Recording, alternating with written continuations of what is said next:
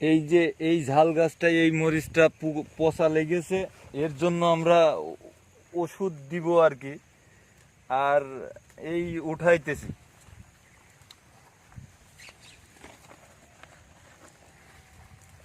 Reserve এই গাছে আমরা আবার বেসন রেখে দিব, ঠিক আছে?